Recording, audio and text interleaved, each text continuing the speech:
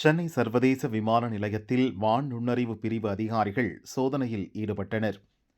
தாய்லாந்தின் பேங்காக்கில் இருந்து ஸ்ரீலங்கன் ஏர்லைன்ஸ் விமானம் மூலம் சென்னை வந்த பயணிகளை சோதித்தனர்.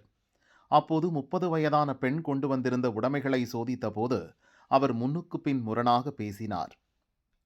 இதனால் அவர் வைத்திருந்த எல்லா பொருட்களையும் அதிகாரிகள் பிரித்து பார்த்தனர். அப்போது காற்று புகாத பாக்ஸில் 3 பொட்டலங்கள் இருந்தன. அவற்றை திறந்து பார்த்தபோது உள்ளே பதப்படுத்தப்பட்ட கஞ்சா இருந்தது. இது சர்வதேச சந்தையில் மிகவும் விலை உயர்ந்தது. மொத்தம் 2 கிலோ 910 கிராம் உயர்ரக கஞ்சாவை அதிகாரிகள் கைப்பற்றினர்.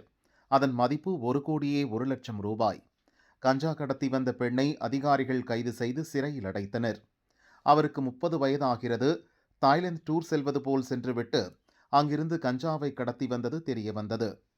அவருக்கு பின்னால் யார் யார் இருக்கிறார்கள் என்பது பற்றிய விசாரணை தொடர்கிறது.